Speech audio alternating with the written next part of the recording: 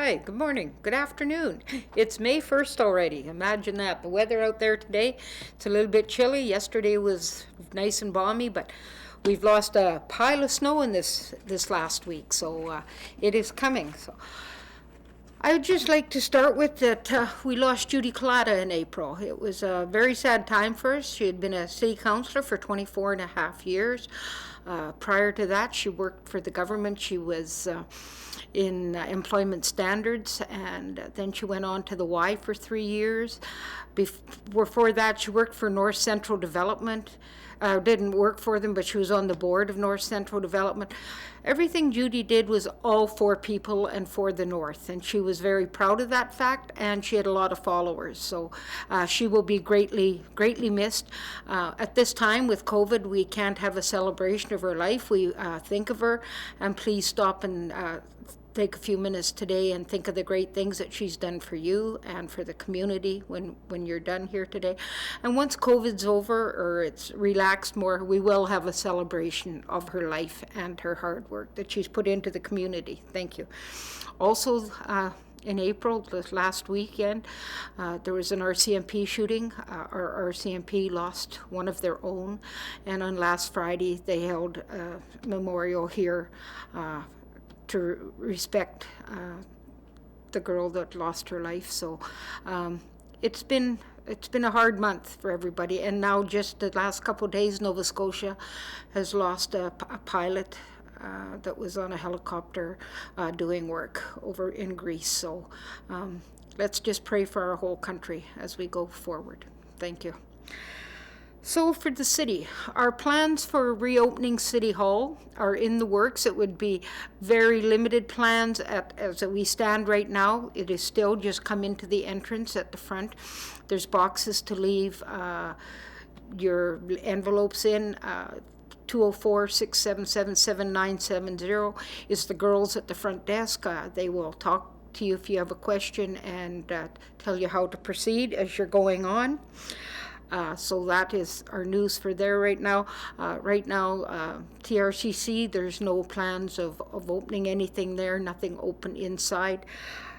Staff has still been working very hard on our summer construction plans, project plans. So we'll be updating you a bit more about that. Just staff in general at the city has been stepping up to the plate.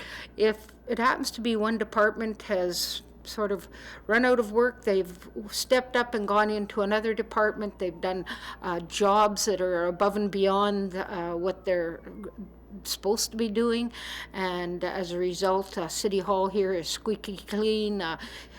Kim can't thank him enough for the job he put into the carpets here in the City Hall chambers alone, and other staff have just done a great job also. Playgrounds and structures, that's one of the questions that we're getting on a regular basis. They have been instructed that we can be open, but there is still some precautions to follow, so we will keep you posted. Keep looking at our Facebook page and the City of Thompson page to keep you updated on that.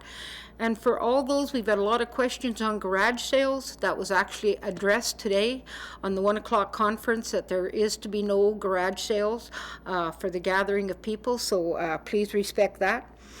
Our e-waste and our household hazardous waste is another thing we've been getting questions on, and they're just working on a safety plan for our staff. So in the next couple weeks, we hope to have that up and running. So again, either phone City Hall or actually Public Works, 204-677-7970, and they can update you when you can take your e-waste and household hazardous waste out to the depot. Like I said, we're just in the plans of what is going to be safe for our staff as well as the citizens of Thompson who drop it off.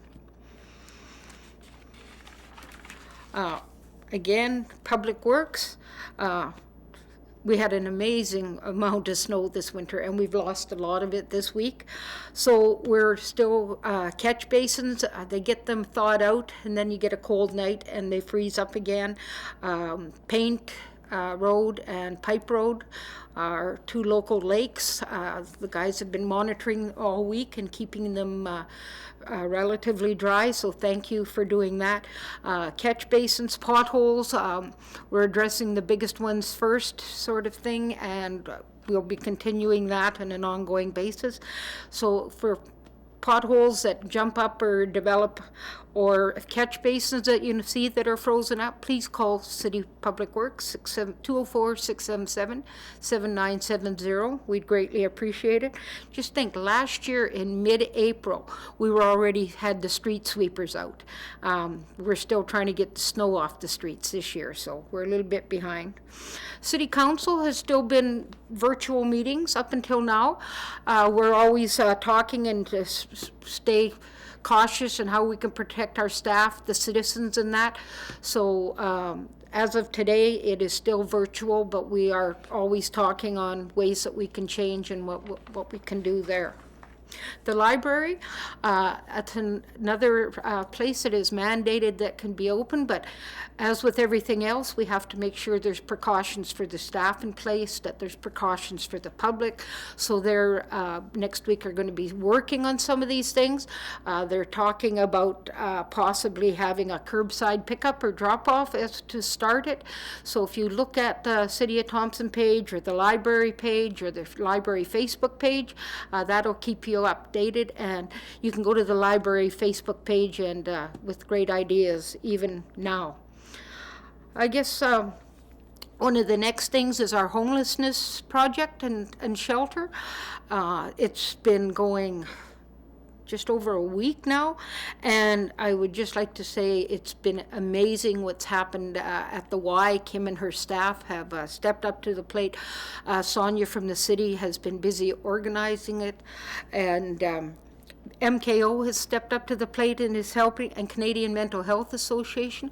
So the Y has room for 25 people. So we had 25 people that went into there. We've had 2 that have just left, and those spots were filled. But we've also had 3 that have gone to back to their home communities already, and we've got a few more that went to different families in Thompson and that to stay with. So we've been able to bring more people in as those beds and places arise. The CSOs, they spend 2 days a week there. With the security, we have security there, but the CSOs are there. This way they get to know the people that are there and have a better interaction, and we can do follow-ups and that down the line. The Addictions Foundation has been a great help to us for counseling and having support over there, so we can't forget them. And just, as far as our homeless population that we're dealing with downtown and over there, I'm just going to name some of the communities that we are supporting and are looking to support us.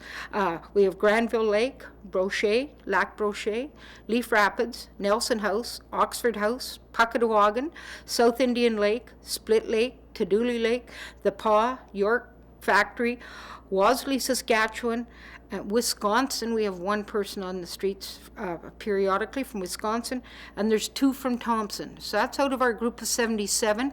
We have about another 40 people that are out on the street. And some of these people, the newer ones on the street, their communities have opened up the traveling and have let them come in to do some shopping and that. They don't always get back home, so they have come on the street. If they are deemed to be drinking or have done drugs or that, they're not allowed back on the buses. So we're going to be working with the communities to see how we can enable the communities to maybe, post somebody near the liquor store if they don't want them drinking there. We're going to help look after that and help the RCMP with the causes there. So today there was 4 new cases in Manitoba. That brings the total to 279. And there is 38 active cases in Manitoba. So everybody, I think that gives people a more secure feeling.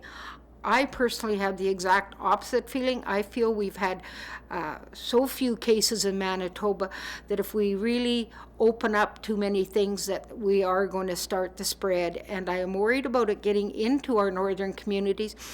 Laloche, Saskatchewan, they started about 2 weeks ago. They had a couple cases in there, and in their northern area now, in the last few days alone, there's been approximately 25 cases just in 2 days up in the very north. So if the cases start up here, I'm scared that's what's going to be happening.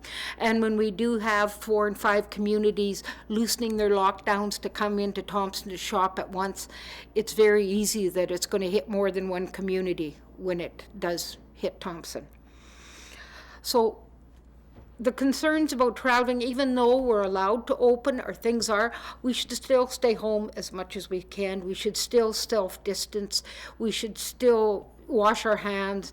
Not do family shopping should still not be allowed. Please, one person for family, and only go as often as you need to, or go in, get what you need, and get out, please. No visiting in the stores, just that. The travel from the south to north was banned, but again, there's no monitoring stations for this, and there's no public health that's actually got a warm, fuzzy body, so it's an honor system. So 95% are very proactive. It's the 5% that are still traveling and coming and going, and out of these 5%, they're the ones that believe they're either indestructible or that COVID is a scam. COVID is not a scam. COVID is very real. And if you're not worried about yourself, worry about your parents, your grandparents, the other people, the vulnerable people up here. And please, stay home as often as you can. Like, the North has developed a false sense of security. I think now that we think nobody can travel here, we find that there's, more leniency that are traveling just north.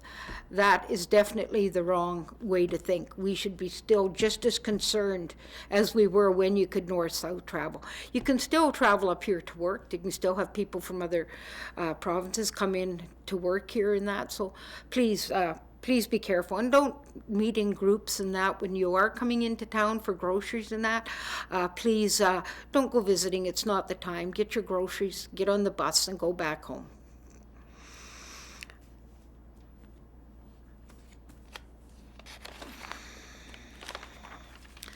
And I guess we're going to finish off with some good things that are happening around town. We've had schools doing hamper drives to families to help them out, and teachers going and up to students' homes and virtual through the window, or the teachers are doing an amazing job with this virtual things. I couldn't imagine when I had my 7 kids in school, having had this happen and having to have schooling for all of them. Might have been okay for 2 or 3 of them that like school, but it would have been a hard thing. The Thompson Pentecostal Assembly, they served 300 breakfasts in a bag in April and are planning likely a lot more in May. So the Salvation Army has also received money through COVID-19 funding, and Valet has presented a check this week to support the food bank. So there's 2 entities helping. And just before I come on here today, I had a note from Pastor Mel at the Pentecostal Assembly. They want to get a food drive that will be a community event in the works. So that is just another great thing that's happening. We've had the elementary schools doing drive-bys to their to students and that, and we've had the mascot drive-by for the Knights of Columbus. It was really a hit. The RCMP yesterday had a drive-by for the healthcare workers. That was pretty touching when you watched it on video after. The Mamaweetuk, they've been doing food hampers and checking their elders on a regular basis, which has been very nice. The Mamaweetuk, and MKO, KTC, the MMF are all contributing to the community, all looking out for their people. So I even got to do a virtual book read at the Mamaweetuk the other day for the kids on Facebook. So maybe you want to keep them away from that, I'm not sure. But there's lots of good things. this COVID is a very scary thing, but I think in a way it's brought a lot of our Thompson people together. Everybody is looking out for each other, and I would continue to do that. Just because a place is open, if you don't feel comfortable about going in, don't. Stay home. Those of you that can't wait to get out, just take it easy and make sure you take precautions. If somebody requires you to use hand sanitizer and wear a mask in their place of business, please do so. Please be respectful. Please watch the lineups. Stay your 6 feet away when you're shopping or when you're just out in public.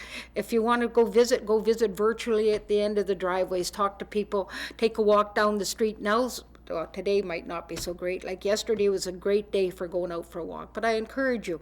We have a lot of people around the campground that just park their cars at one end, and it's basically almost a mile if you walk right around the outside of the campground.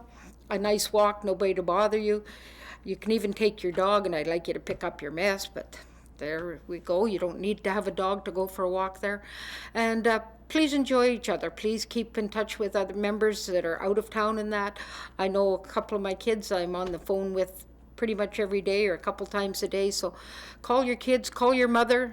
And I'm bad at that. I only call her once in a while. So please call your mother. So with that, thank you from the City of Thompson, and we will talk to you again.